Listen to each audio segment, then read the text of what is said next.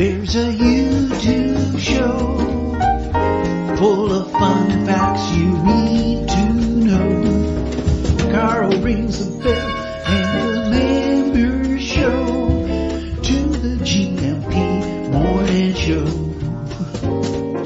Featured guests will come and they will blow your mind. The audience will do so in kind. A little vanity mixed with some insanity on the morning show with GMP.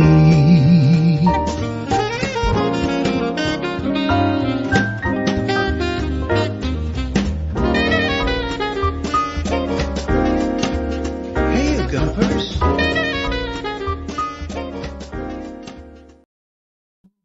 Hola, bon dia, meus amigos. Hola, bon dia, alegria. How are you? Feliz Pascual.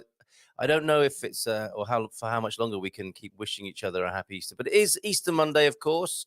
And as I understand it, I was fearing the worst today, that it might be I say the worst, but that's a very selfish interjection there, that I can't go to the shops basically this morning because I was entertaining. More about that yesterday. I was entertaining at home yesterday and I couldn't find a shop that was open. And fair enough. You can't, on the one hand, say you love the traditions or the traditional life here in Portugal and then complain when the shops are shut. So I didn't complain. I just had to do a real pantry scraper yesterday. Yes, I was entertaining the coach. The coach Ian Turner was over at ours yesterday. The culmination, the climax of a fantastic Easter weekend. And we are into the Easter Monday now, which is also cool. Let me just tell you. Today is Bright Monday, Renewal Monday, and I've heard it described as Wet Monday as well. So who doesn't like a wet Monday first thing in the week? I suppose we could say this morning. Anyway, how are you? How has your Easter in Portugal gone? If you're not in Portugal yet, see what I did there. If you're not in Portugal yet, how is it where you are? Did you use the moment to look at crucifixion? Crucifixion, that's a kind of nuclear reaction, isn't it? Crucifixion and resurrection. These are, even if we are not, as I hear a lot of people say, I'm not religious, or I'm not spiritual, or I don't do this, I don't do that. But that's not necessarily the point, is it? You can still get some value from what's being spoken about here. The mythology, the message, the central message, the essential message, the universal truth in all of these things. And I think it's fair to say, isn't it, the themes are of crucifixion and resurrection and renewal. Was that part of your weekend? Or you're just hanging out on the beach? So let's see who's here this morning. I think what we should do, let me just remind myself, because it's quite a busy show. Oh, I need to tell you that Gilda is on holiday. Fair enough too. And she said in a message, I won't be here next week either, because it's a big holiday. And I was thinking, well, hold on a minute. I mean, we've just had a big holiday. Is there a bigger holiday? Can we together, in some sort of Scooby-Doo mystery here, find out if this wasn't the big holiday, what is the big holiday that's happening next week? Unless she's talking about a personal holiday. But are we going into prolonged Portuguese festivities now? What's happening next Monday? Now, I think T-Duck might be able to answer that, because he very smartly has been, that's Gilda's dinner yesterday, I think. Guess what that is, folks? So she's not here today to talk about migration. I do have a little bit of a migration article, and she sent in some food for us, very thoughtful. But Gilda not here next week either, but we'll still do our best to help you with migration matters, okay? We're having we're carrying on with the Feira Festa spirit of Easter this weekend, just taking it easy. Today, not this weekend. The weekend has been extended. We're dragging the weekend into this Monday, Segunda-feira, and we'll just take it easy this morning. So we'll do our best to answer matters of a migratory nature as best we can, but we won't have Gilda with us. That's quite enough of baby goat on the screen there. No, I was talking about T-Duck. T-Duck has discovered, after 93 years, the Borda d'Água. Now, this was recommended to me to tell me when markets were taking place all over the country. So it's very good from that point of view. Para 2022, here, contendo todos os dados astronómicos e religiosos em muitas indicações úteis de interesse geral. So lots of general interest information and astronomical information and religious information, the markets, the holidays. A great little publication, and you'll see this in newsagents. You might see it in certain cafes and kiosks as well, and you can buy it and you can find out a lot about Portuguese life. So there you go, the Borda do Agua. Thank you very much for the mention of that this morning, T-Duck. How are you? Well, funny I should ask, because he's here. Bon dia, Agria. And of course, we will have a music show tonight together, me and DJ Duck, from 7:30 over on Mixcloud, mixcloud.com/barefoot radio. And we will be playing some of our favorite music, and we'll play some of your favorite music if you care to join us from 7:30 this evening. Oh yeah, while we're talking about the week ahead, so Consumer Tuesday tomorrow, we will probably return to the Consumer Awards, the Expat Awards, the things you like to use, the things that might be useful to other people, following in your footsteps here to Portugal. So let's talk about our favorite brands and lifestyle things of a material nature.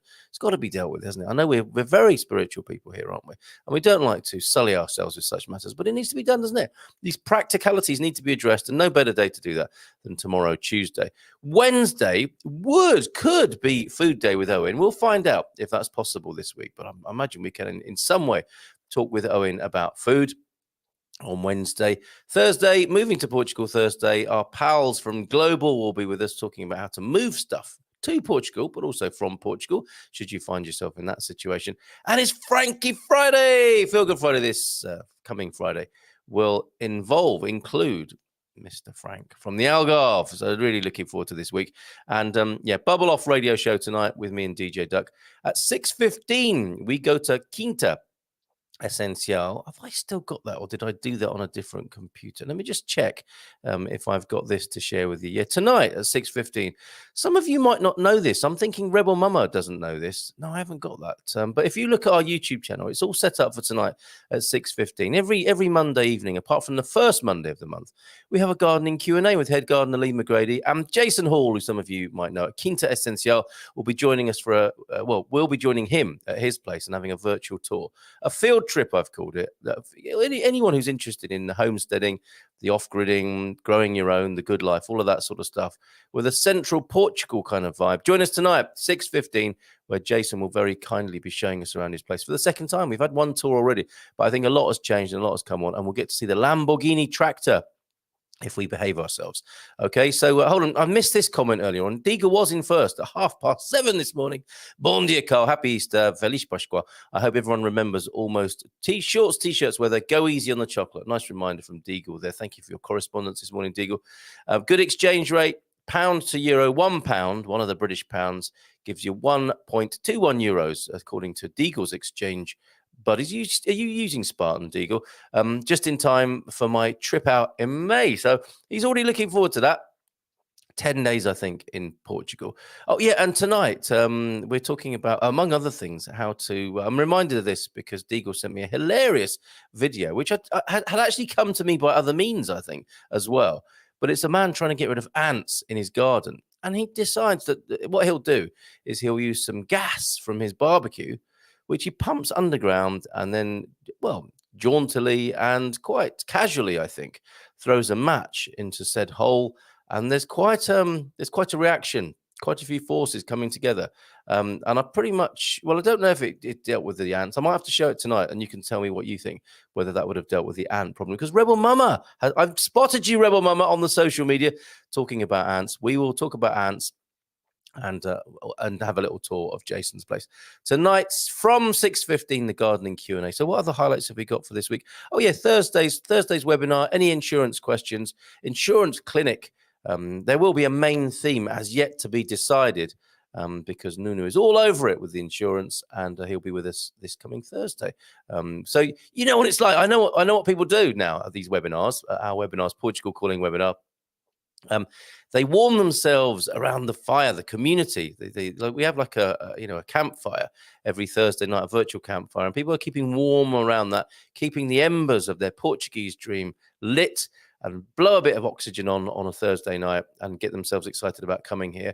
Sometimes joining in and coming along for the main thing. Sometimes just to hang out, I think. And there's nothing wrong with that. I ain't got a problem with that. And towards the end of the evening, sometimes we have a little bit of free for all. Ask any questions, say hi. If something is on your mind and it's not to do with the main theme, we can still answer questions about it and hang out together, albeit virtually for now, until you come to Portugal and you hang out on a Wednesday with me on the Silver Coast. Or I think some of the other meetups that are going to be happening. We have had a request for a host for the meetup in Lisbon. Who would like to do that? The model is tried and trusted and proven for Wednesdays here on the Silver Coast. Does anybody want to step up and take responsibility for a meetup in Lisboa, in the capital? Would you like to do that? Let me know, and we'll help you. We'll get you sorted out, tooled up for that. Thursday at 9 for the Premium Plus people, and thank you for the continued subscription to Premium Plus. A lurker came forward. I was thanking somebody for joining us on Premium Plus, and I said, tell me a little bit about yourself and your plans. We'll get you properly onboarded in the week, but for the time being, can you tell me a bit about yourself? Yeah, we're lurkers. Been watching the show for a little while. So good morning to you. You know who you are. And hello to all the other lurkers. Oh, and the podcast listeners as well. Podcast has been quite challenging. I was locked out of my own podcast account for security reasons. Yeah, that's not meant to happen, is it? These security things are there for us, for our own security and safety. And you're not really meant to be locked out of your own accounts, are you? But that's what I was told. And I think we're okay now. I think we're okay over there on Spreaker, where you can hear the Good Morning Portugal, Expats Portugal podcast. And it should all be downloadable from all main podcasting platforms, apart from Spotify, because he had a bad situation with Spotify. Well, they kicked me out, and it wasn't for, I wasn't purposefully misbehaving. But you know what algorithms and computer rules are like. Computer says no, so it's no. Not available on Spotify, but most other podcasting platforms, if that's your thing. And we're back in business with the podcast. Oh, yeah, and on Premium Plus this coming Thursday, one of my favorite subjects, where to live in Portugal. Anyone like to venture a suggestion this morning? Where's the best place to live in Portugal? That's a bit like the old expat immigrant thing, isn't it? Foreigners, whatever. Estrangeiros. Good morning, Mrs. M. Everything okay? I've already made myself a coffee. I'm sorry I didn't bring you a drink. I thought you might like a lay-in. But people don't need to know about our domestic situation to that level of granular detail, I don't suppose. Oh, that's nice. Okay, she's just giving my foot. I'm going to give you some more granular detail of our domestic life. She gave my foot a loving squeeze there. And who doesn't like a loving squeeze first thing in the morning? Okay, Deagle, you're on your way. T-Duck, Bon de Alegria Gumpers, Feliz Pascua. How was your Easter weekend in the capital? What was it like in the capital, T-Duck? With the Easter goings on. Mais uma dia de sol em Lisboa. I am going to do the weather. I keep saying I'm going to do the weather, and I don't do the weather. And it's partly because it's embarrassing here on the Silver Coast. The coach has come to see me, and the weather's terrible. It's all relative, isn't it? And I have pictures from the OLP showing you what terrible. Well, is it terrible? I mean, this is not what I'm expecting for the Silver Coast. Let me put it that way. Oregon, snow. Look at that snowy deck. Who doesn't like a light dusting on their deck? Late at night by the look of it here, and this other one here. Look at that. Now, there's no reason, having seen that I should complain about the weather on the Silver Coast. But that is not going to stop me. Thank you, OLP, for those. Good morning to you. We'll get to you in a moment, I think. Well, let's have a look at the weather in just a moment after we've said a few hellos. But really, I am a little bit embarrassed. I wanted the coach to be here. And the Silver Coast showing itself off in all its glory. But it's chilly yesterday, relatively speaking, and not quite the showcase model weather that we would want for the Silver Coast. So we'll see how that's going to shape up for the rest of the week. Not brilliantly, I think it's safe to say, but I won't shrug off or shirk the weather this morning. Let's go and have a look at the weather in a little while. After we said hello, em janeiro, en Porco, ao sol, outro no feimero. In January, one pig in the sun, another in the smokehouse. Not for the vegans, vegetarians, or the people who would have been somewhat shocked by Gilda's picture sent in of her Easter festivities and what she was eating. But yeah, there you go. Portuguese life in January, one pig in the sun and another in the smokehouse. Is this a whole year of quotes? This is fantastic. Fevereiro cojo em seus dias 28, lame February in its 28th days. Look at that. The rest of the month looking down on February for its small amount of days. Em março. I have a dear family member called Marco. Forgive me. Em março, I meant to say. Chova cada dia pedação In March, it rains a bit every day. Well, yes, and ainda abril águas mil. Yeah, Portugal. Uma sardinha em abril, a vela, a deja lá ir, a sardine in April to see her and let her go. And I think we might need a little bit more literary and poetic interpretation of these. What do we make of that? A sardine in April is to see her and let her go. Maybe you're not meant to be eating sardines in April. You've got to wait till May and June. Mais amanhã. Very good. The continued diary-based quotations of Portugal. Thank you very much, T-Duck. Very thoughtful. And if you want to see those for yourself and tell them who sent you, go grab yourself a copy of the Borda d'Água Almanac. Yes, a verdadeiro. What does that mean? An authentic almanac. A verdadeiro almanac Borda d'Água. Repertório útil a toda a gente. What's that? Something useful for all the people. Very good. Loving that. Thank you very much for finding that for us and sharing that with us this morning, T-Duck. Baldylocks is here as well. La Gumpus. Hope everyone is well. Not too bad here, mate. How are you? Yeah, there you go. The quotes came from Borda d'Água or Verdadeiro Almanac, and had a little conversation with T-Duck about the almanac, details of which may follow as we make our way through the comments this morning. Chris, how are you? How was your first Easter in Portugal? Which is technically what it was, right? I hope you had a great time. And Marty, yeah, how's everyone doing, Chris? And when we meeting up again? Maybe see you Wednesday, if not before. Hola, bon dia, my friends from Marty. How you doing, Marty? We are on the highway between Ponte Lima and Pavora Vargem. Beautiful up north. Another. I'm sorry, Marty. The only thing we've got to represent Gilda is what she was eating over the weekend. It does look good to me. For those of you who would not be too keen on eating goat, pretty appalling.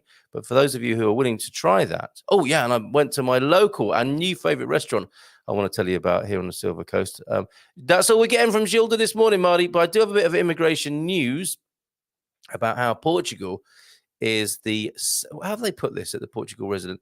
Second in the EU for foreigner naturalization. More on that to follow because it is Migration Monday, even though Gilda is not here this week. And she won't be with us next week. And we still need to find out what that special holiday is, possibly even bigger than Easter, next Monday. Oh, from Taxi, how you doing, Suze? And Taxi, how's everything coming together for you?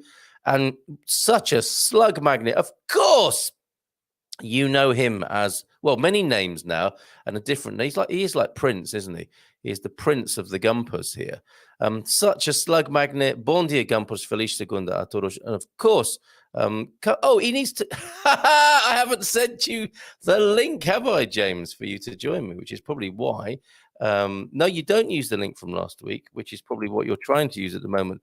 I'm being somewhat frustrated. And honestly, my friend, I didn't realize it was so late already. 10 to 9. I can't believe it. Back to you then for your quote from Dimitri Martin. And we will be getting a Redwood message from you in just a moment.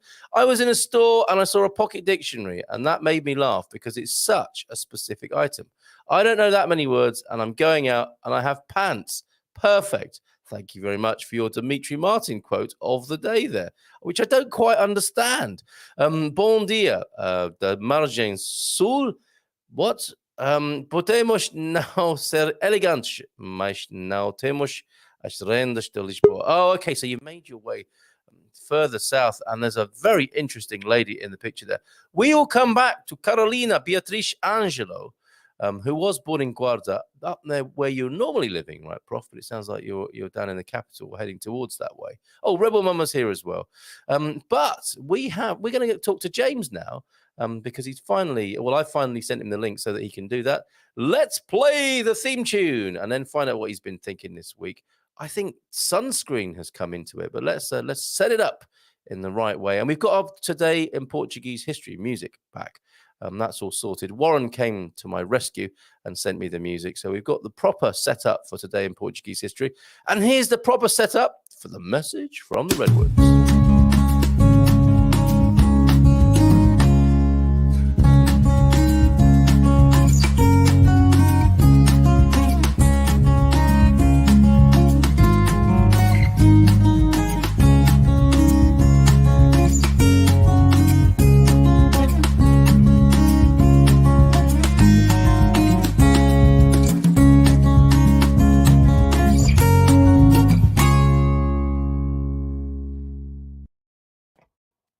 Hola, bom dia, senor Banana Slug. Tudo bem? Bom dia! Are you? Feliz segunda! Well, It's how's your Easter been? uh fairly relaxed and casual. The family that have become friends with me where I live, we shared meals on Friday and Sunday, and I got a bit of a taste of some traditional home cooked, Easter food, Oh, which come on, was tell us about it, please. Can you talk us through what you ate for Easter? And this is your first. This is your first Easter in Portugal, right? Yes, yeah, and all I can do is tell you what was on the plate. I don't know what it was called. I don't know how it was We prepared. I know it leave that to us. tasted Leave good. that to us. We will piece it together between us. So, what was it? What was it? As far as your memory serves you. Okay, on Friday, it was sliced boiled potatoes with carrots and seasonings and I'm guessing some olive oil, but also there was some seafood. I saw some shrimp. There was pieces of what I think are fish, but it might have been squid. It was kind of rectangular, flat, almost looked like pasta, but it wasn't pasta, so I don't know what it was. And then there was a very large, rather thick piece of fish on the plate. Always bone in, so I have to, pull all Got it. the stuff off the bones. It was delicious, and I don't know what it was called. And I'm sure if I had asked Louisa, who You might is have told. my housemate or friend, or I just don't know how to refer to them. They're friends basically, but I'm living in their converted garage as a studio now. They've become friends. Ah, And okay. she would in Portuguese, and I'd have to say, "Could you say that again? Could you say that again? Could you say that again?" So I don't usually. I'm too busy trying to learn how to just ask for my coffee to try to memorize all the different foods at this point. We understand that. So We feel your pain. We I'm feel going to your try to pain learn with that. yeah. But it sounds like you had got a pretty And nice then, first Easter here in Portugal. yeah, yeah. And Sunday we had what seemed to have the consistency more or less. The most familiar thing to me is meatloaf, but it was kind of wrapped in a sort of a croissant pastry. It was rolled up in it, and it was about, again, so much food. I don't eat much. I'm always like, oh, they're fattening me up for next Thanksgiving or something. Yes, it does sound a bit like it. But We it can was, check in on you. yeah, it's like, yeah, have some more food. I've had anyway. They're getting used to it. I eat about half of what they serve me, and then I have the rest for leftovers. But it Did was it look very did it tasty. look like did it look like this, James? Uh, s- well, yeah, yeah, something along that line. Although a lot of those look like breads and loaves. I Yeah, should okay. actually get it written down if I'm going to say what it is. Well, fair There's a enough. part And of I me that's embarrassed that I'm. There's a part of me that's embarrassed that I feel ignorant, and then there's another part of me that says I'm learning a lot. I just haven't got this part yet. So no, you know, absolutely no I'm problem just there. enjoying And what and it there's takes. yeah, there's a lot to learn. I mean, you know, that is something I wanted to talk about today. Is the falar. Falar the leader, and I'm going to talk a little bit from Katia Lima's quick guide to Easter in Portugal with a recipe, not for falar, but for pão de ló, which I believe is another traditional favorite at this time of year. So we will come back to that, and I thank you for your for what you could remember from your Easter festivities, as particularly things that have been on the plate in front of you. So, message from the Redwoods then. What have you been thinking this week, sir? It changes almost every time I think, what do I want to, which thoughts do I want to share? And I know I approached you with something that I decided Sunshine. not to go with because I like the way it's set up in the video presentation. So I'll just tell folks, if you want to see what I considered, the topic of sunscreen came up. You can't really see it on my face today, but I forgot my first sunny day out to protect my skin, and the following day was something akin to the color of a lobster. I'm toning down a bit. So that got me thinking about sunscreen. That got me thinking about this piece that was done back in the late 90s. It was an editorial piece done by a woman from the Chicago Tribune that was presented as a graduation speech to the graduating class of 1999. If anyone's interested in seeing it, it's quite interesting, fun, enlightening. It's called Everybody's Free to Wear Sunscreen. And the narration is by an Australian actor, I believe is Baz, B-A-Z, Luhrmann, L-U-R-H-M-A-N. So feel free to Well, look that up yes, on and YouTube. Apparently, it became a hit song, didn't it? Sunscreen, wear sunscreen, and full of life wisdom. And so you were quite yes. taken by that. Did you find yourself in agreement with lots of the advice being given? Yes, especially as I age. So I thought it would be, oh, this is perfect. It came to me because I thought about sunscreen. I remembered it. I shared it with other people. All right, that's what I'll do. I'll bring that on because I had a whole other idea that took second place to that. And then I woke up this morning with yet another idea. So I'm going with the final one in my Sounds like a blues song to me. practice. So you woke up this morning, and so what have you got then? Well, it's very interesting to me living in the moment and paying attention to what uh, the universe seems to be providing. I woke up this morning feeling, anticipating the show and feeling a little out of control of, it's not in my control. Basically Carl's controlling the levers, that sort of feeling of control.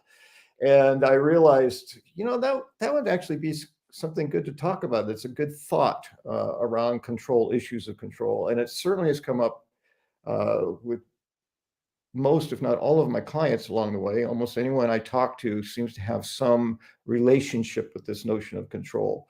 And so what happens this morning is I use the link from last week because I hadn't gotten a link from Carl for today. And I'm thinking, am I in the right place? What can I do about that? And I'm totally out of control of it. I have no control over that. And so I just said, well, what do you do when you realize the truth of not having control? I started breathing and I said, it'll all work out. He'll come to me in the comments and go, oh, where's James? And there it happens. So, so control it was all perfect. Again, it's all in alignment with intention. I have ideas on that as well. So when I was thinking about control, go ahead. Did you have a question? It does. It chimes with the whole adventure of moving to Portugal, doesn't it? Because this is a place, and I don't want to steal your thunder here, and it may well be what you make reference to. But this is a big thing. This is a big thing when you're trying to control your move to be here, which many people do, and you have to do certain things to arrive in the country. But it's certainly a part. There are parts of it you can't control. Quite a lot of it, in many ways, you can make the moves, and then you're in the hands of other people for quite a lot of the time. And then it could be said you're in the hands of an entire culture upon arrival. So any ideas or insecurities or difficulties, challenges people have around control will certainly come to the fore in this journey. Is that where you were going with it? Yes, and what I've realized about so many what I call universal truths is they really are quite simple. They're very straightforward. The concept, the idea is like one. The primary example I use is love. It's like love is very simple, but it may be the most difficult thing we attempt to implement in our life. So it's simple and difficult. And some complex things may actually be easy, particularly if you're an engineer and you're familiar with that complex thing. So it's simple and easy don't go together. And the concept of control, as I've come to understand it, is very simple. And the simplicity, the simple bottom line on control, as I have seen it, is the only thing that we as human beings control is our own thoughts, our own words, our own actions, period. It's that simple. We control nothing else. And you should see the look on parents' eyes when they're trying, they're trying to get their teenager under control. And I said, sorry, I wish I could give you better news, but you can't control that. Yeah. Well, okay. So hold And on. so What's the Holy Trinity again of control? our thoughts, our words, Yeah. and our actions. Yes. It's the only thing we control is ourselves. And that's best case scenario. There are a lot of people out of control themselves as well. The good news is, and their thoughts. Come on, let's be fair. I mean, yes, the internal workings of people's heads, and obviously, I can only speak from my own experience, but I do see the evidence, I think, and symptoms of other people. We can control our thoughts, but it's not an easy thing to do, is it? Like you say. Again, simple, not easy. Control your thoughts. Slow your thoughts down. Pay attention to them. Go ahead, give that a try and see how easy that is. Yes, So, indeed. yeah. So what we do have over things outside of ourselves is influence. And that's what we tend to get confused with control. I want to control you. I want to control that. No, you can't, but you can influence it. If I have a child who's misbehaving, I can't make them behave, but I can influence their behavior. Yes. And all I have to do is say, look at anyone who's had children. I always go to the 2-year-old and I say, can you make your 2-year-old wear clothes if they're bound and determined not to have clothes on? Mm-hmm. No. Or, You can put them your dog. off, you can threaten them, you can, cajole them, you can manipulate them, you can bribe them, but you cannot make them. And that concept, I think we develop it because we get this idea that we do control things like our animals or our children or things that look like we're controlling them, but we don't. We do not control them. James, and there's a liberation in that ultimately, isn't there? I mean, is that where you're going with this? As if by magic, Jimmy Chu has appeared in the room here. You can see his snout. You can influence him, but you can't control him. You're not kidding. He is so frustrating to me, and it's absolutely right what you say. And I would like to think that I've in some way understood that before now. But this little guy here, he takes me to new levels of understanding that really I can only control my what's going on in me and not really him. Thoughts, your own words and your own actions.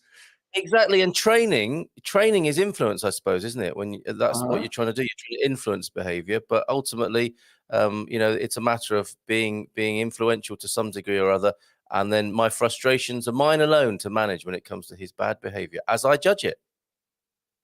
And if the dog responds to the influence of the training, that's on the dog. The dog's in control of that, not you.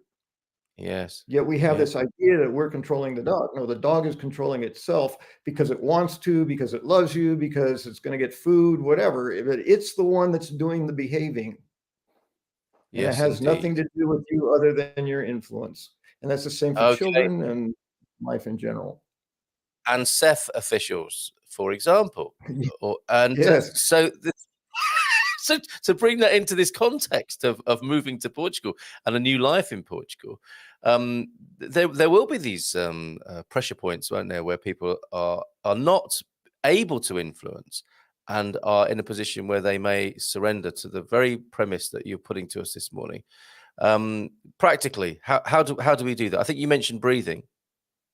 Breathing helps me to get centered. I say about breathing, it's highly effective, as research has shown. It's always available. Yes. It's absolutely free. Yes. This is the best. If you want, you can pay me a lot of money for therapy, but if you really practice intentional deep breathing a lot, then you might not need to.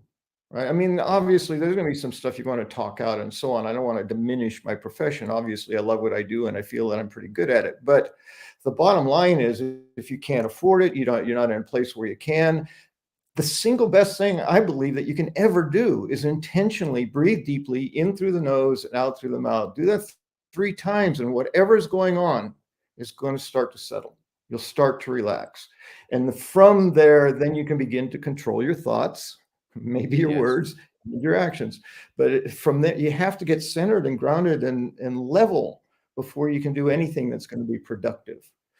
So breathing is it for me. Gratitude is another. I get frustrated, and that leads to complaining, and I catch myself complaining in my mind.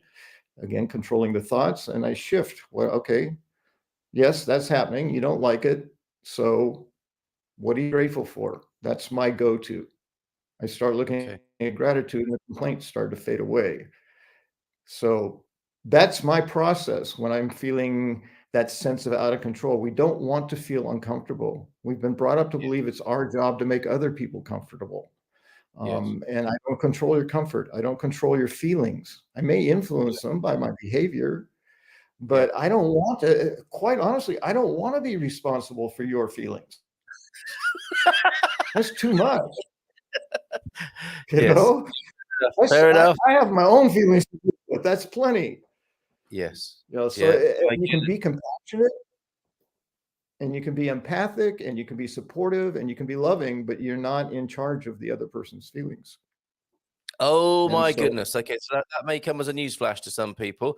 And to again contextualize the gratitude, you might not be able to get the driving license back as quick as you like. You might not have the SEF appointment as quickly as you would want, and all that uncertainty rests upon it and your future. But you might well be sitting outside a kiosk in Lisbon with the Portuguese sun on your face, enjoying the coffee and eating a pastel de nata. And that could be a way of managing your experience. Yes, and I don't profess to be Buddhist. I'm not. I don't know that much about it, but what I do know makes sense to me. In terms of having a human experience, Buddha, the ideas of that were recorded according to Buddha make a lot of sense. And the thing that I remember a lot is that I guess it's the first two observations or something that Buddha made. One was there is suffering, which a lot of us go, well, why is that so insightful? Well, he apparently came from privilege and had never been experienced it, and then he saw it, and it's like, whoa, what is this? This is called suffering. Yikes! So I was going to say he like me, but I'm not trying to say I'm like Buddha. I'm just saying I'm very curious about the human experience, and that was also I think where he was coming from. So he said, well, if suffering exists, what's the source? And the bottom line on it is the source is attachment. And attachment is needing things to be other than they are, which is what we're talking about. I need a SEF appointment. It's not happening. I need it. I need my appointment. I need it, but I can't do it, and I can't control it. So now I'm suffering in the anxiety of not being able to make that thing happen because it's outside of me. So what do I do with that? I breathe. I think what I'm grateful for. Okay, I got the paperwork done and it's submitted. It's out of my hands. Now it's in someone else's hands. I can't control that. What can I do? What can I do with my thoughts? What can I do with my words? What can I do with my actions? And maybe it's send another email. Maybe it's ask someone who's been through the process before what they did. Those are the things I can do. But I can't make SEF respond to me. I can't make them send my paperwork back to me. I can't, this thing's out of my control. So if I can let go of that and accept that, say, all right, that's out of my control, then I can begin to relax and not suffer anymore around the things I don't control. Which is, I'm sure, I'm sure that's what the Buddha would have said had he moved to Portugal. But we've got you to say that to us this morning instead, James. You can never have too much sunscreen. I think you can, but let's not go there right now. I mean, come on, Jess, there are limits. Oh, no, I shared something else with Jess yesterday. It was a different thing I saw on YouTube while I was thinking of it. So, but yes, sunscreen. There we go. Tia's moving from England to Portugal next week. So excited. Fantastic. How can we help, Tia? Don't forget the sunscreen. Well, you're not going to need it right now. I'm going to do the weather today, I promise. Love your show. Usually, Alan's here. Look, from San Diego, California. Fellow California. Just rented a house in Cadiz. We'll be closer to Portugal for weekend trips. Okay, so you're on the way to Cadiz, and or Cadiz, and what's Alan holding there? Is that a machete or a sword in the picture there? We want to know a little bit more about Alan, don't we? Should we meet him at some point? That looks a little worrying, Alan, your profile pic on YouTube there. And hello, Carl and James from Joao F, our dear mate Joao F. And look, getting deep on this Monday morning. Now, it's always interesting, isn't it, when you talk about, I suppose, going into the mind and philosophy, spirituality, it can be called deep. But we are not afraid to go there, are we, James? And that's what we do on a Monday morning. That's the nature of my job in my life. So I take pretty deep dives every week. Yes. Yeah, a deep dive every Monday morning. Hola, bon dia. And we're not afraid to go there on a Monday morning. Who doesn't like a deep dive first thing in the morning? How coincidental you're talking about breathing. I just got off watching a video about breathing. Vocal fry. Wow, vocal fry. That is such an American thing, which you might like to comment on, like, yeah. And its association with emotional suppression. We'll come back to that. Breathe. Look at this. You've encouraged people to breathe all around the world, James, this morning. Breathe. And Alan's quite right. People can die from a lack of breath. So we should point that out. It's not like we're giving you the choice to breathe or not breathe. It's like we're talking about a nuanced level of breathing here. But thank you for that, Alan. You just never know, do you? And as Seth doesn't exist anymore, we are wasting our time is how I will decode that. We know that we know it's gone into its extinction, Pete. Apama now, of course, but you know what we were getting at there. And Alan is holding a saber for opening sparkling wine. Oh my goodness. Send a video, Alan. Send a video, please, of you opening the fizz with your lovely long blade there. Wow. He's one of those people, as maybe a sommelier with sword skills or something like that. Bon dia in the church year. Easter lasts for 50 days, not just a couple of egg munching moments. It's a perfect excuse to be happy for at least 50 days. Thank you, Sarah, for that. And yes, I was asking earlier on, James, if anybody, even though, people quite quickly often say, I'm not a Christian, I'm not religious. The themes of crucifixion and resurrection are there as human archetypal things, aren't they? And I'm sure you touch upon those within your therapeutic journeys with people. Yes. Well, I actually made a comment after you mentioned that. And I said, the archetype of the Phoenix ? Yes. Yes, indeed. Okay, well, thank you so much for that. I think you've got a little bit more to add, though, have you not? Having opened this can of worms. It feels important because it's something that we say, and I believe how we frame our life greatly influences our perception of our experience. And there's a phrase that's used a lot, and I understand the meaning and the intention behind it, but it's not accurate. And it goes along the line of you make me feel, they make me feel. And you're attributing someone else as causing your emotional reaction. Yes. She makes me feel happy. No, she doesn't. You make you feel happy. You make me sad. No, you don't. I make me sad. And I had this conversation with a teen I was working with who was fairly newly in love. And he made the comment at one point, and I've been working with him for a while. I wouldn't confront a brand new client with this, but we were familiar with each other. And he said, she makes me happy. And I said, I know it feels that way, but the truth is you're making yourself happy. And he had been struggling with depression and anxiety. So I was pointing out to him that right now you're in control of how you're feeling, and you're not feeling depressed. You're not feeling anxious. And that's because of you, not because of her. And he says, well, how come I don't feel this way when I'm with her? And I hadn't really broken that down. So I was, there's a jazz term of just making up your music as you go, improvising. Improvisation. Yeah. Yes. So I was just rolling with it, and I said, well, I don't know, but let me look at that. And I said, as I looked at it, I said, I think what's actually happening is that how you feel about her, your feelings about her, make it easier for you to access your feelings of happiness. That she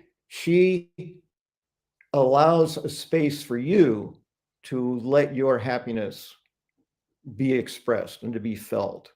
And that's the closest I was ever able to get. That this idea that people make us something is that their influence makes it easier or more difficult to access certain emotional reactions to them. But they're not making us. I can choose. And again, all you have to do is take a 2-year-old that's having a tantrum. You can't make them stop having a tantrum, and they can say, you make me mad. And it's like, well, okay, now I'm going to try and make them not mad, and they can just stay mad, right? They're Yes. making themselves mad. I'm not making them mad. I can hug them and say, oh, I'm sorry, I made you upset. I love you. Kiss, kiss, kiss. They go, I'm mad at you. Okay. Yes. So I can't make them mad. I can't make them unmad. That's up to them. And that's true all the way through adulthood. So this idea of you make me, I just really wanted, that was a part of the control thing. I don't control that. And you Amazing. Don't control. Yes, thank you. Great message from the Redwoods this morning. Looking forward already to next week. Can you just remind us, because it's utterly transferable, if you're making it says Migration Monday, if you're making your journey to Portugal, this may be something that you remember. That what was it that Californian guy said on the Good Morning Portugal show that time? I only control those 3 things. What were they, James? Your thoughts, your words, and your actions. Yes. Thank you so much for that this morning. Look, another word on love here this morning. A chemical reaction designed to make, procreate, and not kill our offspring. The pithiness we've come to expect from the prof there, and we will have it today in Portuguese history for him. He reminds us, of course, as well. Go on, mate. I call that our caveman mind or cavewoman mind. I think it's in our DNA, those kinds of things, but I believe it's true. Kind of like the question about, if you're not sure in politics, follow the money. If you're not sure in human behavior, follow survival. Oh, interesting. I've not heard that before. A lot of value this morning from you. A lot of value this morning. And a reminder, of course, 25th of April, next Monday. So we will certainly be. That's the big holiday that Gilda's talking about. Of course, I hadn't run the two together. Everyone else was shouting at me from over their YouTube screens this morning. Yes, the big holiday next Monday, 25th of April, 25 de Abril, next Monday. Until then, James, when you join me, perhaps you'll have a revolutionary tone or undercurrent to your message next Monday. But we never know, do we, until we get there. Yeah. I may wake up. So far, that's working for me. So we'll see what happens. But I'll have something lined up just in case my mind is empty, which it never is. You're a good man. Have a great week, and thank you very much for that. I'd love to read the blog as well as see you on the screen. Take care, mate. Thank you very much indeed.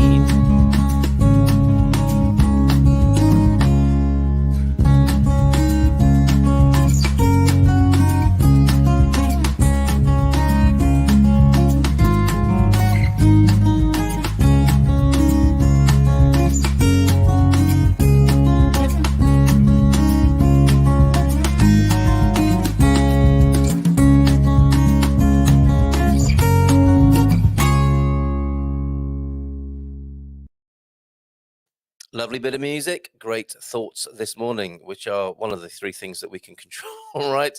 From a message from the Redwoods from James Holly. Or what's he calling himself this morning? I can't see what that is. But yes, the Slug remix this morning on a YouTube chat near you. What is he calling himself this morning? Because he went quiet, of course, because he was talking to me. Oh, such a slug magnet.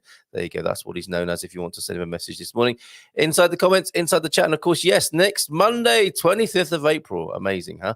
And yes, archetype of the Phoenix, of course it is. And that's where we can be united, right? The universal truths in the archetypes, in the myths, and in the legends. Fantastic. Let me scroll back then and go to the comments that I may have missed this morning. Rebel Mama is here. Hola, Pastor. I'm headed out soon to explore the mountains in Casa de Bobo with my Portuguese neighbors. Nice one. Let's do a little bit of this then, shall we? Because we have got a little bit of today in Portuguese history coming up. Thank you, Warren, for this.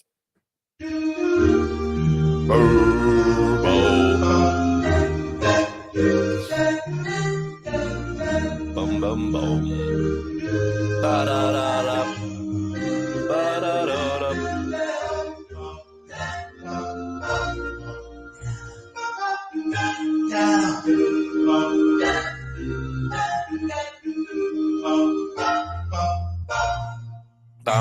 Right, Jimmy Choo is still in the studio, and I believe I have influenced him to calm down and lie down beneath my feet.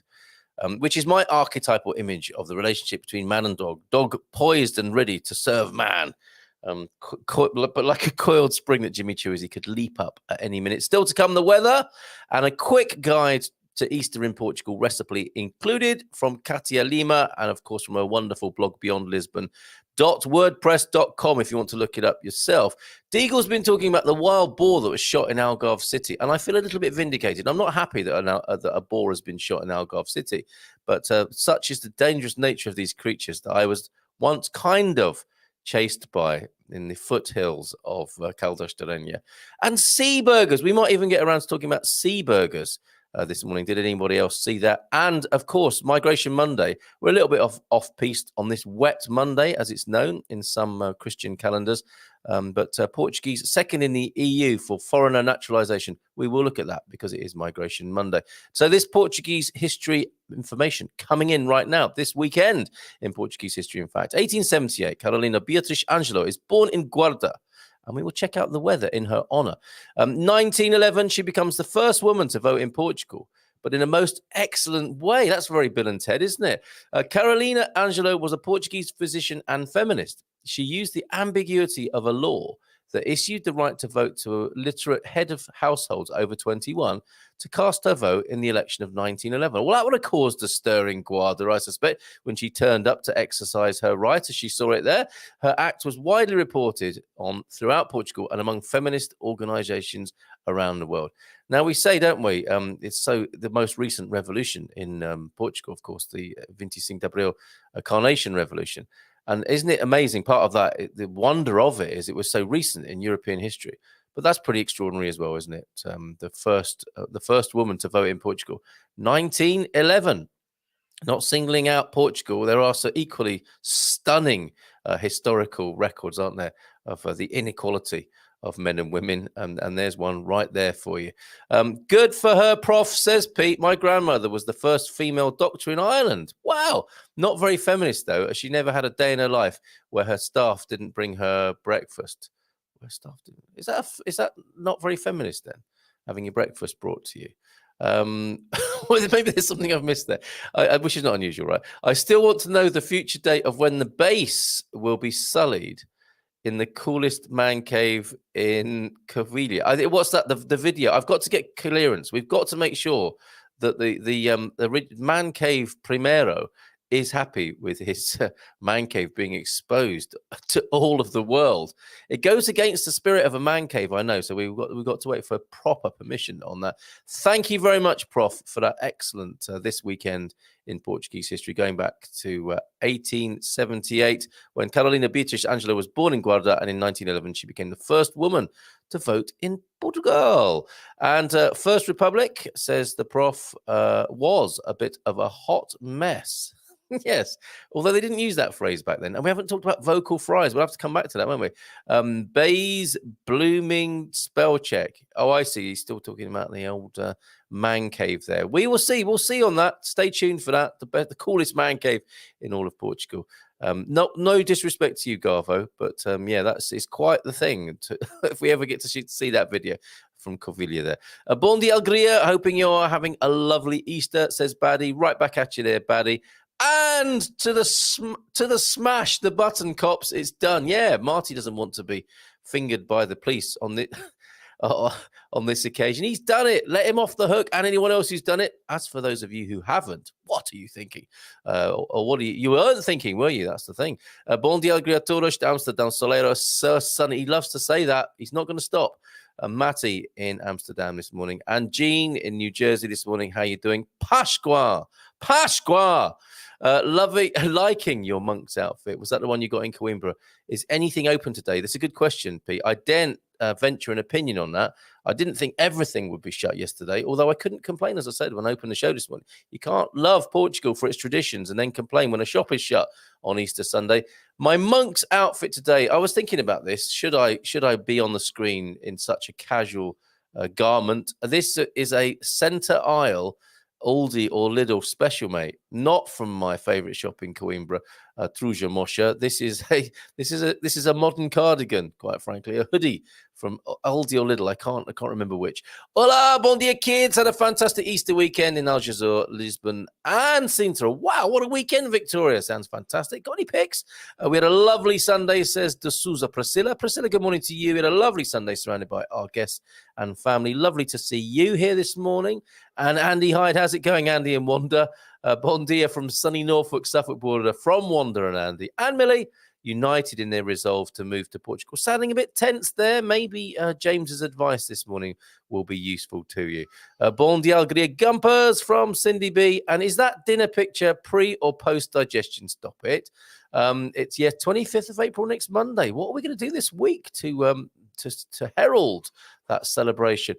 Prof, you are a mine of info. He certainly is, and we thank you for that, Prof. A platform bed built for van, 90% loaded, 2 armchairs. My Oregon friend is buying, are taking up a lot of space, staying with her on eve of departure. Okay, all right. The 2 armchairs my Oregon friend is buying are taking up a lot of space. Yeah, armchairs tend to do that, don't they? Yeah. 25th of April. See. 25 de Abril sempre. I will be hanging my many celebratory decorations in a few days. Have we still got those? I think we do. I wouldn't have deleted those. Yeah, here we go. Here are the crocheted carnations from Rebel Mama. Isn't that a lovely idea? And I'm hoping she will send us the pickies of those hanging from the balcony, which is, I think, where they are intended to be in their full glory. What's the matter, Jimmy? What is it? Trying to do a live stream here. Stop it. Go on. Look, I'm trying to influence him to leave now. Nubionette. Thanks for all the dog training tips, everybody. Hola, I had a nice Easter having a picnic with my siblings and their little boys. I watched several kids playing very nicely with each other, and everyone in the park was so nice, very wholesome. Beautiful. Thank you very much, Nubionette, for that little vignette of your weekend. Bon dia todos. Fantastic to finally meet Carl Luis and family yesterday. Really enjoying my stay in San Martino de Porto. Off for a long walk today in Foz de Aurelia. Yeah, getting around the Obidos Lagoon. Great to see you, Coach. Lovely to hang out with you yesterday afternoon and yesterday evening at ours. And what a weekend I've had. On Friday, I did a Sherpa-style tour for some lovely folks from the UK. Took them on a fantastic tour. Even if I say so myself, they enjoyed it. And where did we start off? We started off in Caldash. We went from Caldash to Obidos and Gairas. We went from there through the countryside, back on the outskirts of Caldash, through to Foz, went to Foz and Nadadouro, then to San Martino de Porto, and then Alcobaça, which, of course, they fell in love with in Alcobaça. Lovely trip. And on Saturday, so good to meet you, Phil and Maria. And we walked up. So let me just give you a little insight into life outside the main touristic part of San Martino de Porto. Couple of things I want to tell you about San Martino de Porto. The old town. Not many people get up to the old town. There's an amazing glass elevator. I have a video of it. I will fish it out for you. One of my favorite videos to play, the ascent in the glass elevator. Yes, Charlie and the Chocolate Factory style.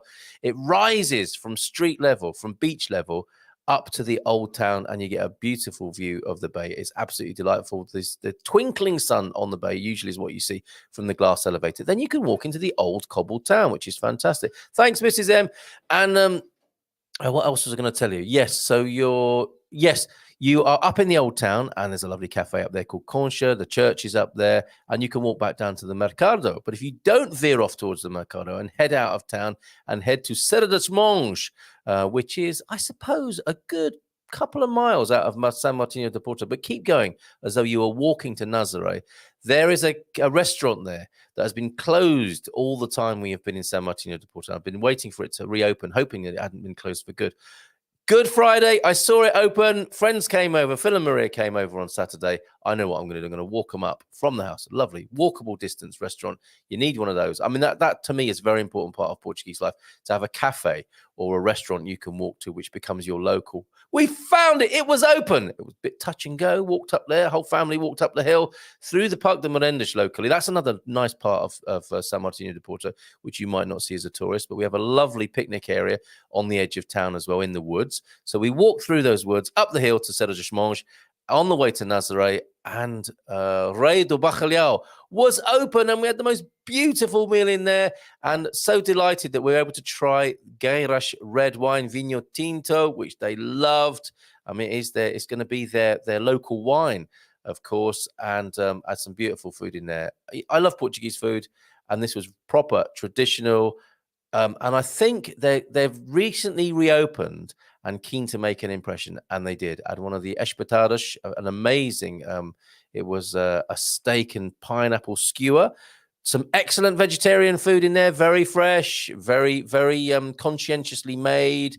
The arroz, feijoada, the bean rice, that was delicious as well. The grilled chicken was fantastic. It was delightful. So thank you very much, Rei do Bacalhau. Just outside San Martinho de Porto. Thoroughly recommend it. Have a great day, says Marty. We are off to walk the beach at Povo de Vargem. You might see Mark Rigby over that way. We have a lot of voles and moles, aside from decapitation with the tractor chain. Has anyone got another solution, or shall I save that for later today? Yeah, join us 6:15 tonight. I'm sure there'll be some solutions for that, for the old voles and moles. Solar Life Portugal, I'll be back at the end of May before I go back to Rwanda North. If you fancy a few frames. Oh, I think he's leaving the country. Rebel Mama, next Monday, 25th April, Viva Revolution. Their Revolution. From Deagle to Rebel Mama and T-Duck, a beautiful sunny weekend in Lisboa. Beautiful and sunny here at the moment in central Portugal. Pete, somebody I want to put you in touch with. Is that okay when it comes to the solar matters? And definitely that's the best place to be in Portugal. As an offer I can't refuse, says Pete to you, Prof. Yes, okay, this story then. What about the wild boar killed in the Algarve by police? Yes, that happened. Very exciting, or dramatic, I should say. Not exciting. I'm not at all enjoying the death of a creature by any means. That should be done respectfully, if at all. And wild boar shot in Algarve City. Let me bring this to your screens from the Portugal news. Still to come, we have a bit of immigration news. Portugal second in the EU for foreigner naturalization, and Katia Lima's guide to Easter. But for now, and the weather, of course. Wild boar shot in Algarve City. Deagle keen to bring this to our attention. Police authorities shot down a large wild boar in the early hours of the 15th of April that had been circulating in an area. I'm looking forward to the comments already on this. That has been circulating in an area of restaurants and bars in downtown Olhão, the PSP announced. That would have been terrifying. That thing snorting its way through Olhão. Usually other things snorting their way through the streets of the Algarve, right? Like British tourists. Anyway, in a statement, the PSP District Command of Faro reported that it had been alerted at midnight. Wow, even more dramatic, to the presence of a wild boar in the center of Olhão, namely on Avenida 5 de Outubro, an area where several restaurants and drinks establishments, aka bars, are located. The police repeatedly tried to get the wild boar to return to its natural habitat, an area of bush, and who doesn't like etc., that was about 600 meters away from the place where it was detected. So wild boar living 600 meters away from local bars in Olhão. However, the animal came in the direction of the police, and that was all that was needed for it to meet its sorry end, by the sound of it. As a last resort, police from the PSP police station in Olhão shot and killed the animal in order to stop the imminent threat to the physical integrity of those present. Do police speak like that all over the world? Where normally you might say they shot it to keep people safe, for example, a police report has to read, in order to stop the imminent threat to the physical integrity of those present, Your Honour. If the animal got too close to people, the situation could give rise to social alarm. Here we go again. It could give rise to social alarm and a potential serious threat to the physical integrity of passers-by. Basically, panic! We're all going to get hurt here by a wild boar, stressed the police. My goodness. Oh, no comments to read about that. Or maybe they were taken down. Because I know the Portugal newsreaders wouldn't have missed that opportunity of that situation from the 15th of April to make a comment, the kind of which we have become used to over there at the Portugal News. Wow, exciting stuff. 15th of April, wild boar shot in Olhão. There you go. Deagle sounds like a great Easter lunch for the GNI. So that's what you think was behind that, Pete. Good morning from the head gardener. He'll be with us at 6:15, of course. Bon dia to you from Pete. Where can I get the smoke thingies to kill my voles and moles? Wait until 6:15, Pete. Hats with a wide brim, sunglasses, and covering up are all good moves out. Yeah, I have to say I'm not keen on sunscreen. and that will be my favorite option. I need a new wide brim hat, actually. Oh, Astrid, Jerry, merchandise, an Expats Portugal wide brimmed hat. Astrid's from Australia. It might have a few corks hanging from it. Moving from Portugal to Portugal from England next week. So excited. Tell us more, Tia Marcus. It's great to have you here. Chris is here. Bon dia. Faz de dia, British Collective and Love Me Tonight. I didn't know about that. I love the original by Trevor Walters.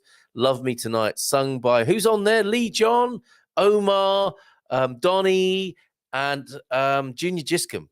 I mean, amazing. The pedigree, the British Collective, absolutely right. The British Collective of incredible singers from back in the day, still making music, of course. And I didn't realize that was that old. It's about 5 years old, but it's well worth checking out if you love your soul-y sort of tunes and bank holiday weekend soul vibes. Love Me Tonight. Love, thank you for that, Prof. Somewhat jaundiced view of love, I think. Oh, excuse me. Not sure what that was. Not a bit of bacalhau. Not a bit of falar neither. Same as a medical profession cannot heal you, just guide you and your body to heal themselves. Oh, yes. Staying deep. Thank you for that comment earlier, B. We don't mind getting deep here. We do not mind it one bit. Jeff Owens also here. Bon dia to you, Jeff. And a bon dia to the Ferreira brothers as well this morning. Antonio and Joao, bon dia from Antonio this morning. How are you? I hope you had a great weekend. Our Portuguese friends who, I remain complimented and delighted that Portuguese people bother to watch this. Hola, bon dia. Yes, the breathing thing, the vocal fry and its association with emotional suppression. It's very interesting and very Kardashian, right? Yeah, I'm like, yeah. Alan, people, thank you so much for this intervention, Alan. You're so right. And have you sent the video yet of you taking the cork out of a bottle of fizz with your ceremonial sword? That's very exciting. Your wine opening saber. Look at that. Are you going to do that with the espumante? Maybe we can set that up. You opening up some barrada espumante with that saber. Saber, that's the word for it. Is there any point trying to get a SEF appointment now, or just wait until the responsibilities have been taken over? No, you have a responsibility to reach out to them, whatever their state. I would say, Tia, I think that's what Gilda would tell us if she was here. Need an appointment. What is it? Need an Article 15 appointment for my residence card, as my husband is Portuguese and I'm UK. So reunification for the nation there. Tia, you've got to reach out. I don't think you can say, well, you've got your troubles, we're not going to bother.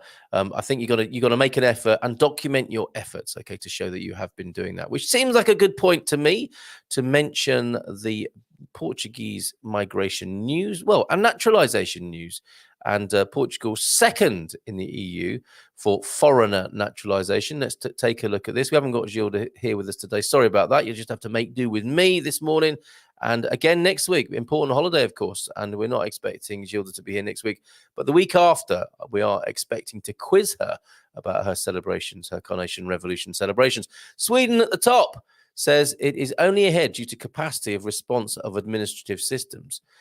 If people can make things complicated in newspapers, they do. I suppose newspaper articles would be very short if people just talk normally, right?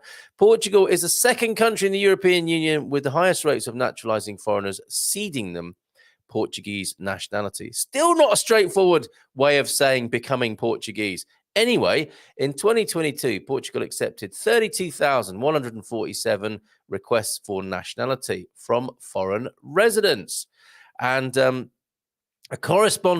which corresponds to a 5.5% rate of naturalization, which is more than double the EU average, said Espresso. And this is from the 17th of April, published yesterday, and written by Natasha. Morning to you, Natasha.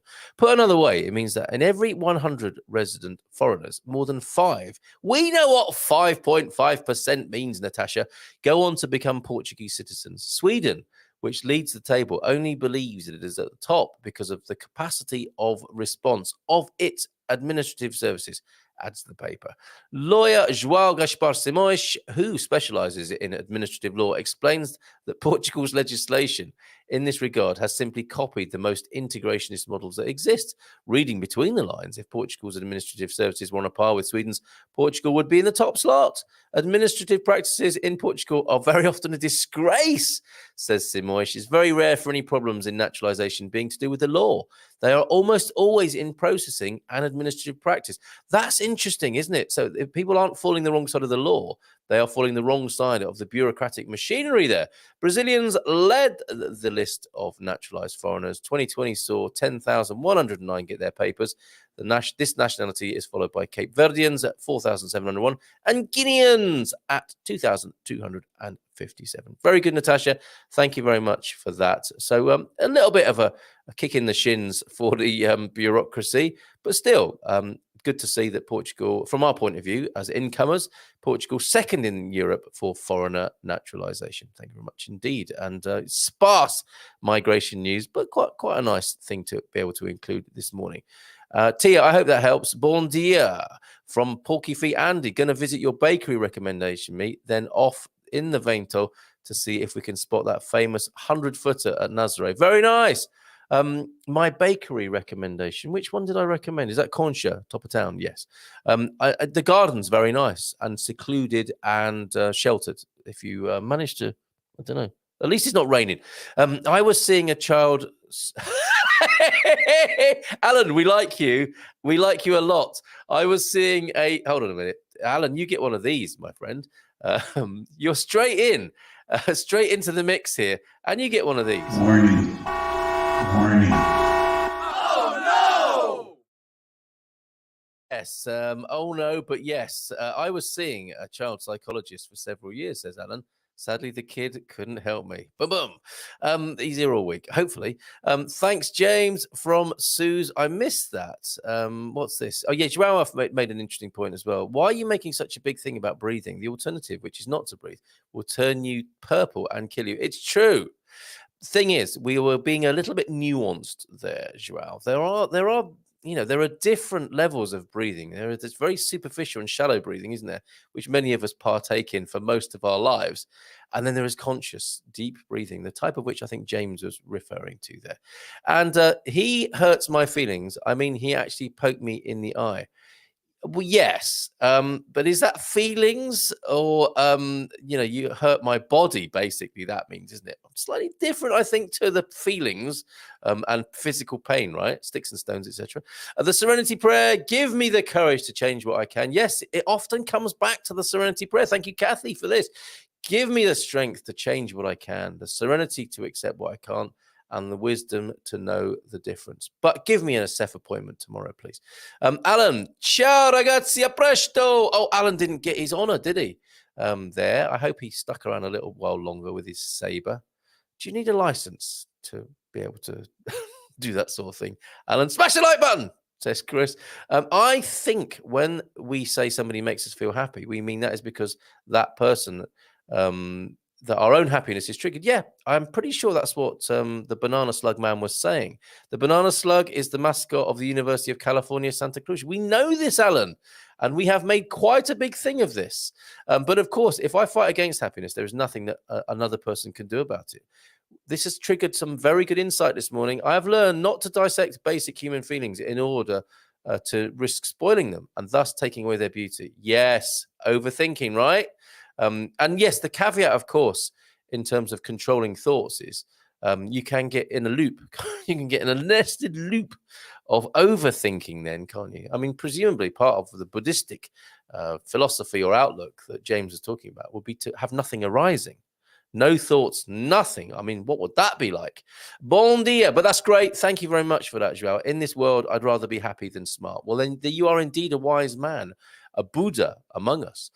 Jim White, Buddha, I think, as your American friends say. Bon dia todos from Jim. Talking of Buddhistic, Jim, I think, is a pretty cool guy. Chilled as well. Jim, how are you this morning? How's it going up there? Yes, that is the history and origin of my identity here to Alan Donovan, who I think has gone now, but we hope to have him back, especially with jokes of that pedigree. Human beings are naturally unhappy, lawyers doubly so. Now then, Pete Bleach, human beings naturally unhappy.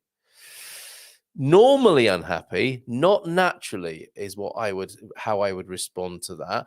Last Feel Good Friday was so inspiring. Do you know, I had a flash of panic, and I saw, and this is how the human mind works, of course. I thought for a moment, for some reason, it said was so boring.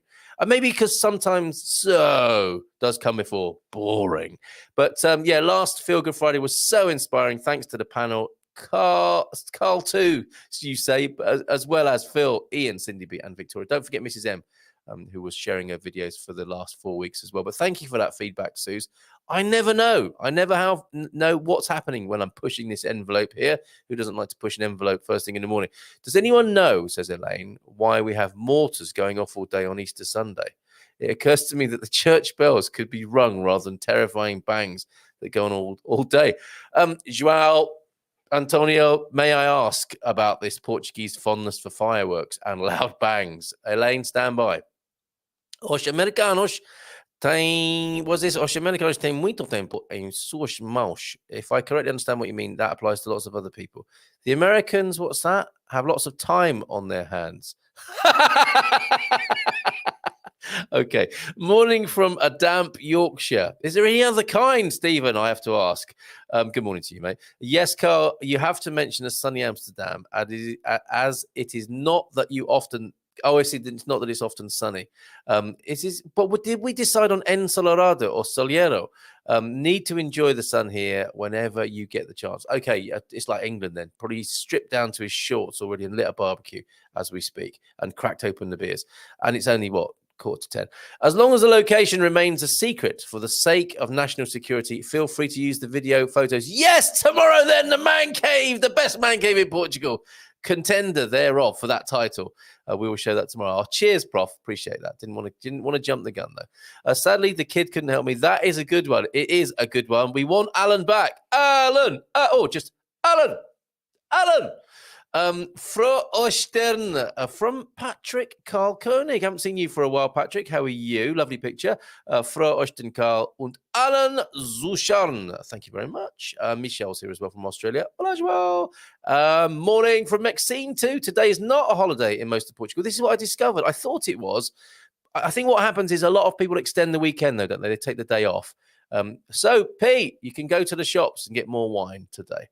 Ran out yesterday. Guten Morgen, Carl, from Michelle. Thank you very much for that, Michelle. And we've got lots of app talk, lots of exchanges in German too. Look at this. Look at that. Schön einen deutschsprachigen ihr zu haben there this morning. And Ubi is here. Bon dia todos. How you doing, Ubi? It's been a while. And I will be listening as I make dinner. What are you making? Is it goat? Is it traditionally Portuguese goat? Getting ready to go to Cascais with her mates today. So a bit distracted. Okay. Pictures, please. Jess, good ideas from James. Absolutely. I've got a picture of you two together. You met up, didn't you? And how are you doing? There you go. There's James and Jess there.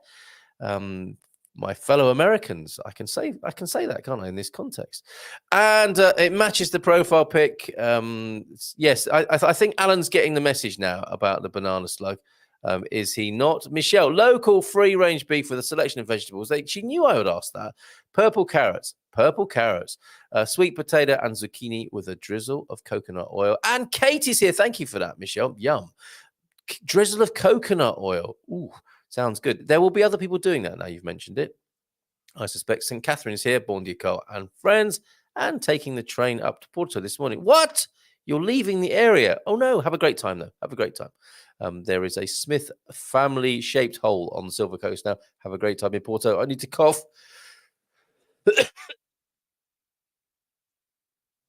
Now, did I get to the cough button in time there? All right, I want to talk to you if my voice will hold up. 10 minutes to go. I can't believe it's got the weather to do as well, haven't I? And talk about sea burgers, possibly. We've done Portugal being second in Europe for naturalizing folks. We just kind of showed you a picture of. But let's talk about the quick guide to Easter. I know what I'm going to do now.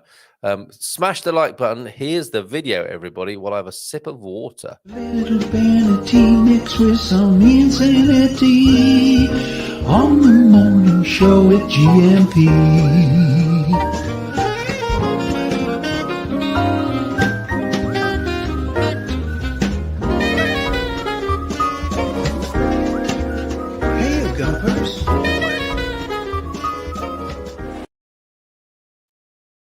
I don't know what happened at the end there. Hey, you gumpers, anyway.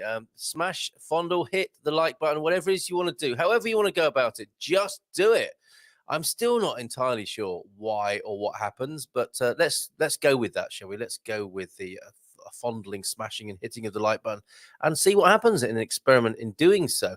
Here we go. A quick guide to Easter in Portugal, recipe included. We are coming to, I should have done this on Friday, shouldn't I?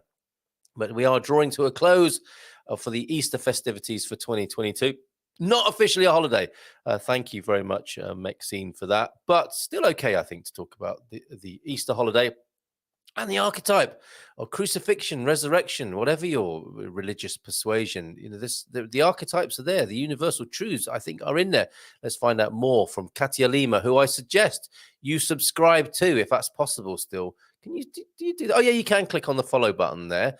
Please do that. She is a great writer. This is an old piece. I'm referring to the writing.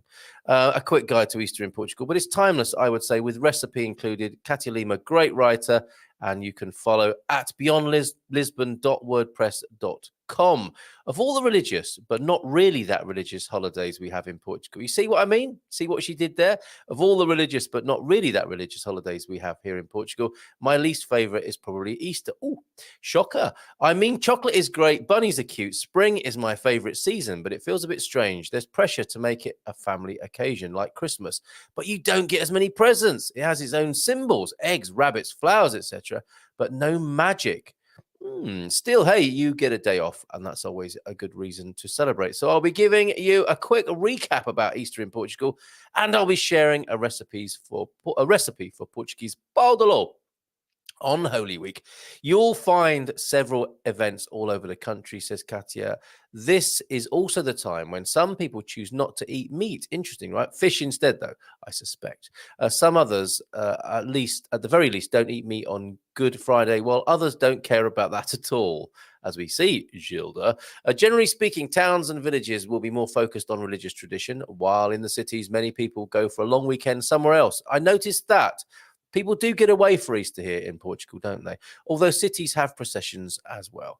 Most of these happen on Good Friday, a national holiday in Portugal. On Holy Saturday, some people attend an all-night Easter vigil called a rave. No, only kidding. Some people attend an all-nighter Easter vigil called a Vigilia Pascal to welcome Easter morning. Easter Sunday is when typically families gather for a big lunch. Like in so many other parts of Europe, a good deal of people eat roast lamb, but this is not a strict rule.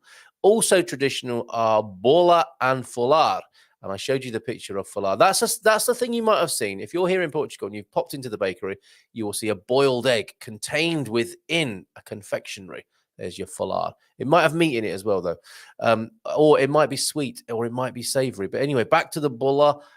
Bola is a kind of bread dough, which at this time of year is filled with several types of meat. There are different types, different recipes all over the country. Folar is a sweet bread with a boiled egg baked into its center and usually covered with glaze. In the Algarve, there's a delicious type of folar, which is very different and which consists basically of layer upon layer of dough, sugar, and cinnamon. What's not to love about that? All baked together. Delicious, I tell you, says Katia. Don't be surprised if your Portuguese neighbor gives you almonds for Easter. Has that happened to anybody? As this is traditional, especially within the family group. Portuguese godparents and godchildren are also supposed to exchange gifts, mainly folares. As you've probably noticed, Easter, like several other holidays in Portugal, is a good excuse to eat a lot. Besides folar and bola, it's also traditional to eat pão de ló, a kind of sponge cake that can range from the humble simplicity of a poor family's recipe to the eggy extravaganza of a recipe from one of the many old convents and monasteries in Portugal. If you do a little online research, you'll find dozens, if not hundreds, of such recipes. Personally, I love the more rustic, simple versions of this cake. To me, pão de ló is comfort food that tastes like tastes like mother kisses and grandmother smiles. Oh, I messed that up reading that. I'm going to do that again. To me, pão de ló, says Katia, is comfort food that tastes like mother kisses and grandmother smiles. Oh, she influenced us, didn't she, to feel a certain way? See? Since I can't send you a Portuguese grandma's pat on the cheek, I'll give you the second best thing, a recipe for simple and tasty pão de ló. This one with almonds because, well, it's Easter. And she's shown a lovely picture there with a segment cut out. It's got 6 eggs, it's got 250 grams of sugar, 125 grams of thinly chopped almonds, and 30 grams of flour. I won't do the whole recipe here. I'm hoping we might have a bit of cooking or at least some food talk with Owen on Wednesday. Instead here, if you want that recipe, if you want to give that a go, I'm going to put that into the comments right now. I like the carrot sponge cake, says T-Duck. Well, okay, fair enough. And thank you, Katia Lima, for that. The connection, the link to that article, to her blog, is now in the chat. Thank you very much, Katia Lima. Superb. I am going to do the weather. Shall I do the weather now and then come back to you for the last of your comments this morning? We talk about sea burgers to win over consumers who do not eat fish. Researchers from the Polytechnic Institute of Leiria are developing hamburgers and sausages from marine resources off the coast of Peniche. I do want to read this to you now. I am seeing it. No, that's not it, Carl. Here it is. Let me just find the right article to link to this morning. Sea burgers. It's a simple and good idea. I suppose McDonald's have been doing it forever, haven't they? With it, what do they call it? Their filet of fish. So they have been doing it over there at Maccadee's for some time, but it's not caught. You'd have thought it would be quite more ubiquitous than it currently is. And the Polytechnic of Leiria have come up or reintroduced the idea to us. Not April the 1st, is it? No, this is for real, folks. So sea burgers aimed at tempting consumers. Let me bring that onto your screen so that you can read along with me. Are you sitting comfortably? There it is. Sea burgers tempting consumers. A hamburger or a sausage are products that the consumer in general consumes in large quantities. And we want him to consume the fish that is not consumed, suggesting a format that is known to the consumer. Again, quite a complicated way of saying we want to put fish in the burgers and sausages.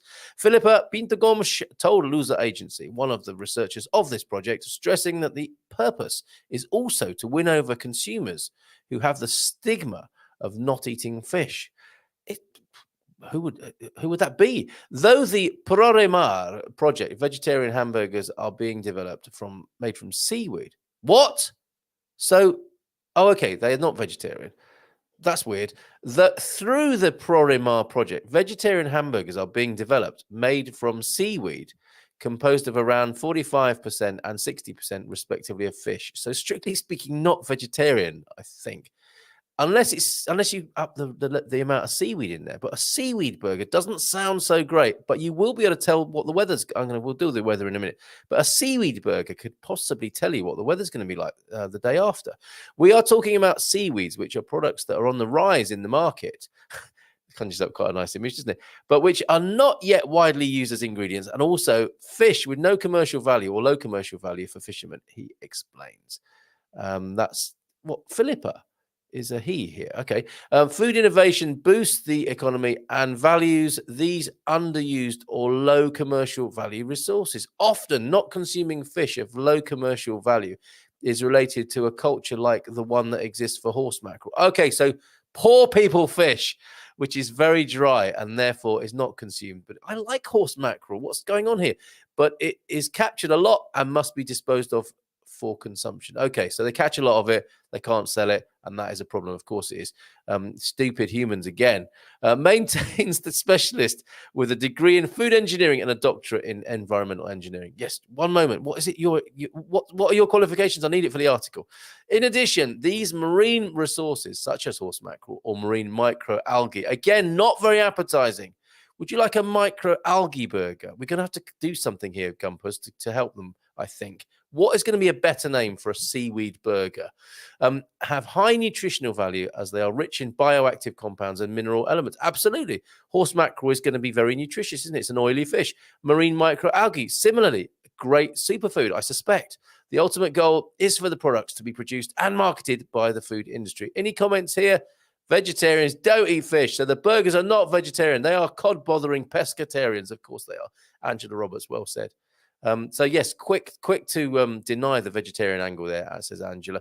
But there you go. Sea burgers at a restaurant near you soon, maybe, if these folks have their way. I think it's a good idea. Kathy, back to work tomorrow. So sadly, I will have to watch on catch up later in the evening till the next school holidays. Well, it's been lovely to have you here live, Kathy. Thanks for the last 2 weeks broadcast. It's been an absolute pleasure. Happy Easter Monday from William, who's just in. William, hello, and welcome, filet. What did I say? Fillet of fish. You Americans say filet, and I've noticed you have struggled with bones in fish. You're so spoiled having all the bones taken out. I know it's thrown a few American friends to have a bony fish arrive. Who doesn't like a bony fish? First thing in the morning, or for lunch, for that matter.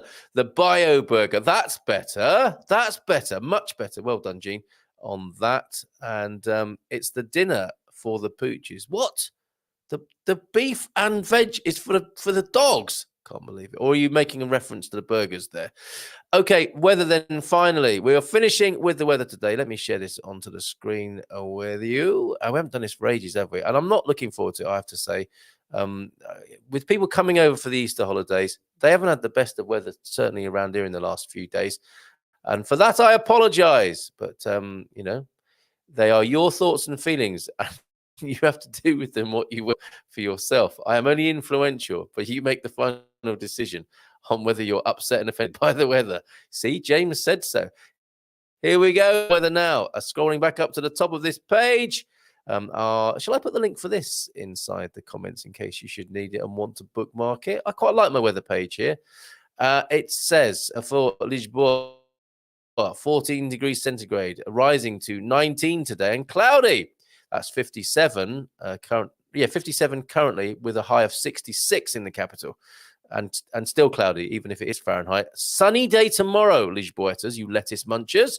Porto. Now, you know the weather's all to cock when Porto and the north have the better weather. Sunny day in Porto. Well done, Chris. Sunny day in Porto, not San Martinho de Porto, but Porto. 17 degrees the high, a whopping 17 degrees, and 16 tomorrow. But a sunny day. Coimbra, cloudy. Scattered clouds, a high of 21 though. Well done, Central Portugal, keeping it a comfortable 21. And a little bit of sunshine tomorrow, peeking out from behind the clouds. Faro is sunny and will be tomorrow, and a comfortable 21. Currently 14, but rising to 22 today in the south, and a bit of a cloudy day. Aveiro up in the north, more northerly. Aveiro, well, the north of the central, let's go with that. Cloudy today and tomorrow, highs of 17. Beja, 25. You see, isn't that funny? Foggy at the moment in Beja, and a bit of Alentejo weather there. 25 degrees of sun. Head for Beja if you're looking for sun today. Or Braga, look at this, 21. The high in Braga today, with some sunshine today and tomorrow. Castelo Branco, 25 in central. And it's going to rise from a current 11 degrees to 25. That's what happens here. Évora, 23 and sunny today, the high of 23. Leiria, 17. Not looking good around here. Santarém, 20 today and sunny today and tomorrow. Sunny day in Leiria tomorrow, but still only 17 degrees. Viseu, 22 degrees today and sunny. Cloudy week, though. And what I have not said is rain in most parts of Portugal from Thursday onwards. Yeah, even in Beja. Rain forecast for Friday. Should we do some of those other districts as well? Bragança, 20 degrees today, the high. Guarda, where we spoke about the first female voter in Portugal. She was born in Guarda, 19 degrees there and sunny today, rising from 7. That differential is amazing, is it not? Porto Alegre, 23 the high today and sunny, but still that rain to come on Thursday. 23. Porto Alegre today, the high. Setúbal, 20 degrees, bit of sunshine, peeking out from behind the clouds, and still the rain, yes, to come from Thursday. Viana do Castelo, 17 degrees your high today, and Villarreal, 22 degrees. Let's have a look at the autonomous regions. 22 degree high in Villarreal, rising from 10. Azores, 16 degree high. Bit of sunshine tomorrow, occasional sunshine tomorrow in the Azores. 16 the high and 10 the high in Madeira today, and cloudy. Sunny day on Wednesday in Madeira. With a high of 10 degrees. So not too bad over here, really. And nothing like the sunshine. Where is the OLP? Thank you for those pics, OLP, of the Oregonian snow in your pictures. I didn't dare crash the show sharing people's pictures. We'll carry them forward to tomorrow. Andy, what are you saying about the sea burger? Seaweed burger, yes. Kelp burger, better. The kelp burger. Yeah, there's all sorts of you could sort of do a cover version of Help by the Beatles, can you, and call it Kelp. I need some burger kelp, not just any burger kelp. You know I need to eat kelp.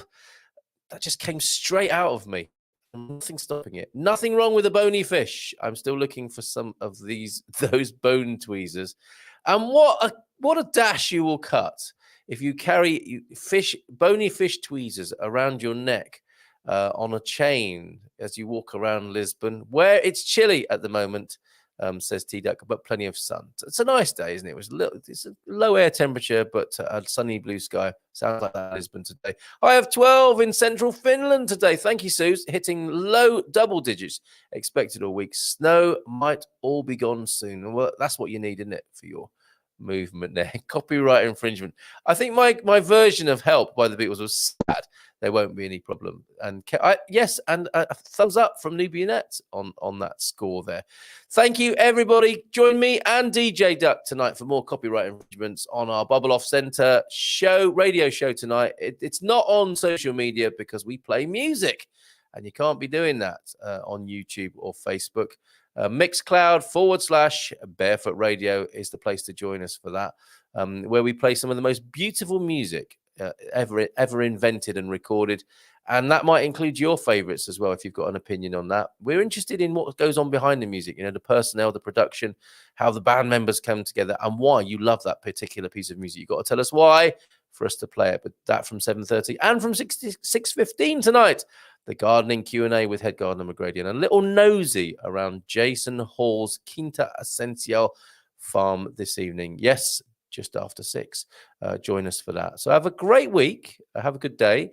And everything's kind of slowing down here. I can feel my PC grinding to a halt as we say goodbye today. And I wish you a ciao for now. Maybe see you tonight. If not, see you in the morning. All the best. Ciao for now. Come on.